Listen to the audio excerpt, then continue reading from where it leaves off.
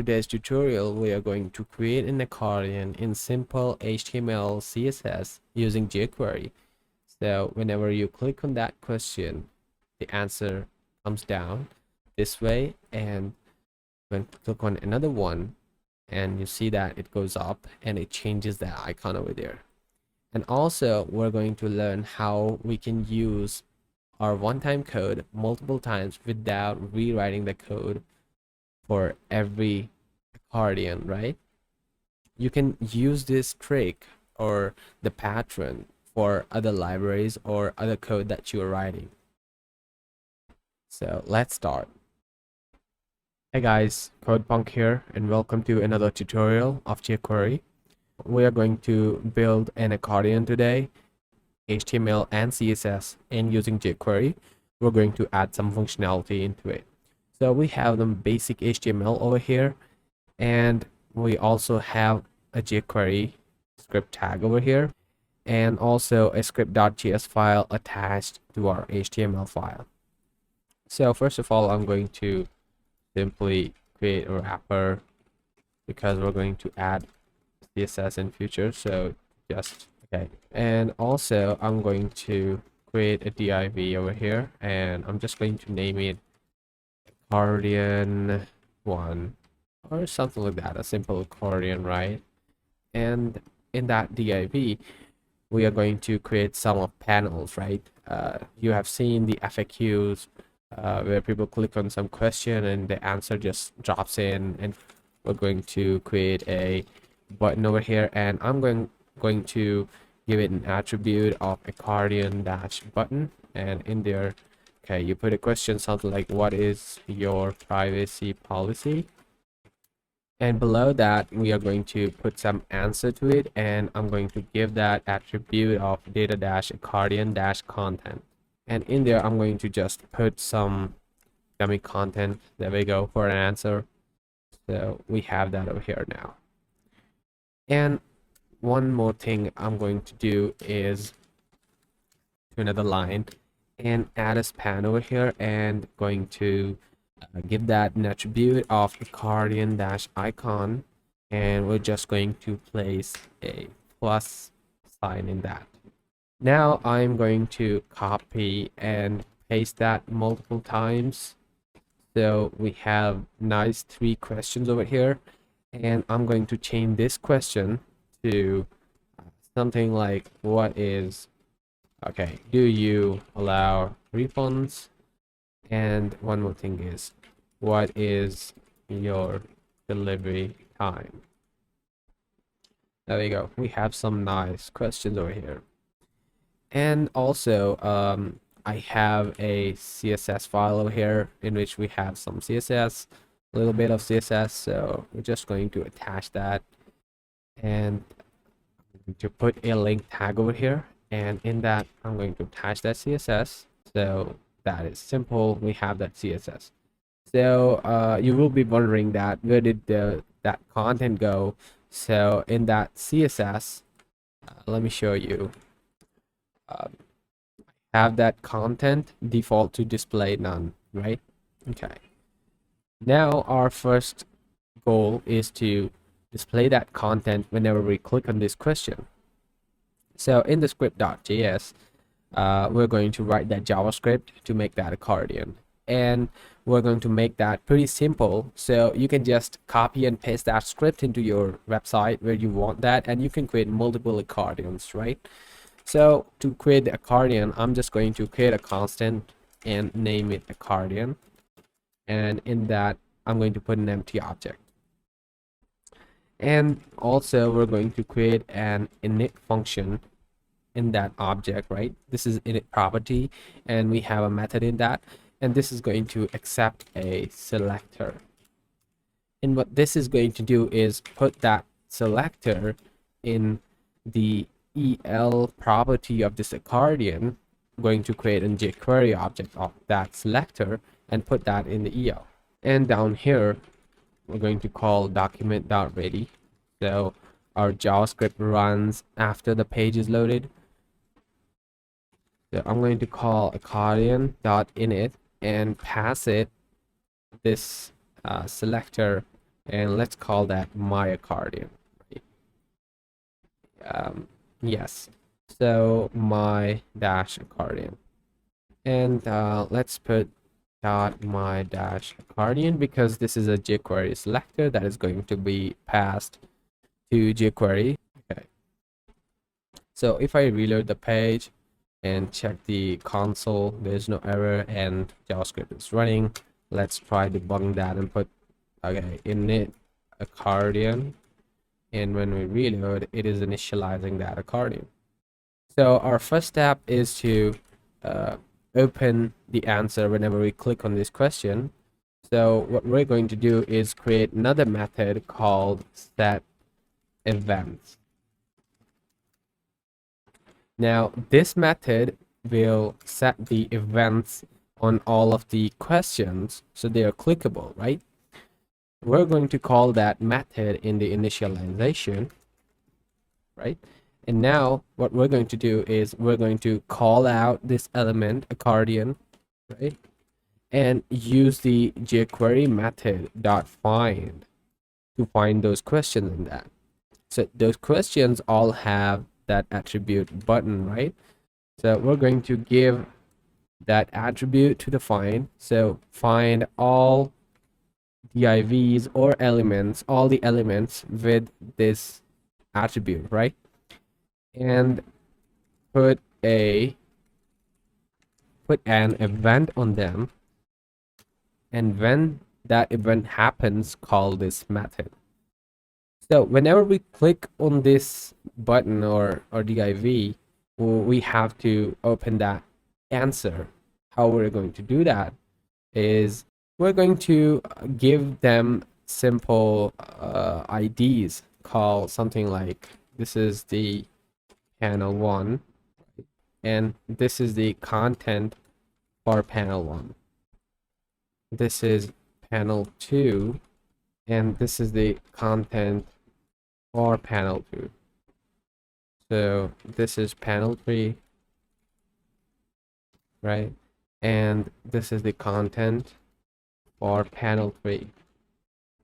So over here we get that ID from that attribute. So let's call out the ID and call $this. So this is going to point to this button, whichever one we clicked. So we get its ID by calling data and put that attribute in there like that, and we get that ID. So let's console.log that. Going to reload. In the inspector, let's check the console. So clicking on that, okay, we get nothing, right? So okay, so when you call that data, we don't have to write data dash, right? Reload. There we go, we get that ID. Let's create another method called open panel. This method will take an ID from us and this will open the panel simply, right? So we're going to call out the this.el, right? And in that we'll find that panel. So let's use JavaScript string interpolation over here using tildes, and we put that data dash accordion dash content. So we have to fetch the answer with the panel ID over here. So we'll put inverted commas, and in those commas we'll put the ID, exact element will fetch, and when we fetch that we have to slide that down, right? So I'm going to remove this from here and let's check that. So when I click on this, right, nothing happened. Sorry, we didn't call that method. So to call that open panel in here in the listener, if we do this dot open panel and pass that ID, this won't work, right? Because you see that error, because this in this method it points to this button, not the accordion object. So we'll have to access this out here in this method over here. So what we'll do is we'll just create a constant and name it _t, what I usually do, and put this in there and use that in those event listeners whenever I have to. So if we click on this panel, right, it slides down. If I click on that one, it slides down. That one slides down, right? So we have accomplished one task, but what if we click back on this, it doesn't close, right? So we'll have to close that. Let's write a close panel method here. It will also take an ID, and this will exactly function like this one, except it will call slide up method. Okay, now we'll have to call out appropriate method. So if it is open when we click on it, this should call close panel. How do we do that? We will use the jQuery .is method. Let's put the string interpolation over here and do this data accordion content, and in there we put ID and say .is, and we pass in a CSS selector colon hidden. Now this will return us true if this is hidden and false if it is displaying right now. So to do that, we'll just pass this into the condition, and if it is hidden, let's call the open panel, and if it is not hidden, let's call out the close panel. Let's test it out. And clicking on that, it works, and when clicking on that back, it also works, right? It closes. So what if we click on this one and all others, they just stay open, right? So in accordion, whenever we click on any of the button, you have to close all others, right? So we'll create a close all panels, close other panels, right, method over here, and we'll come back to this later before we just refactor some code, right? So let's change these two methods to accept the element instead of the ID, because we are already fetching that element over here, right? So I'll just put the ID over here, right? Let's just come over here and create another method over here called toggle panel. Let's give that method the ID,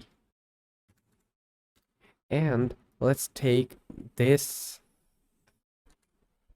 condition in that toggle panel in here, and let's fetch that panel into a constant called panel from the element, right, dot find, and we'll check over here if that panel is hidden, then pass that panel to open and close that panel, right?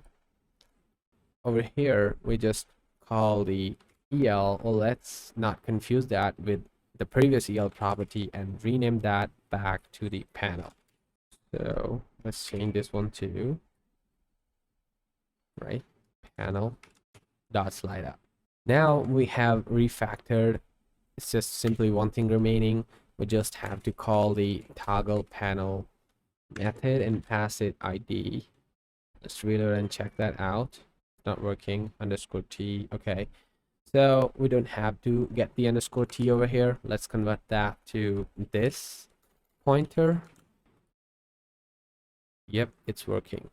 So now let's write the close other panels method, and what this will do is it will just take the ID of the panel that we do not want to close, right?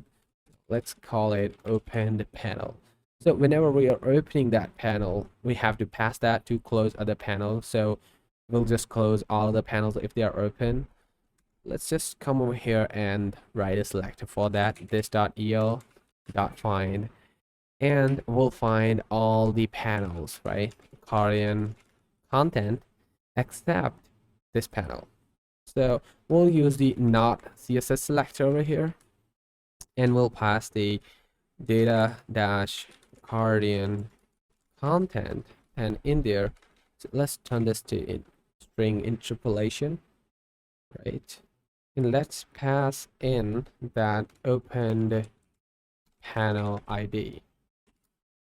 So we won't get that panel except all of the panels, and we'll just slide them up. We'll just have to call that method when we're opening any panel. So let's just come over here and call this dot close of the panels with the ID, right? So we have that open. When we click on this one, that gets closed. We click on this one, other one gets closed, right?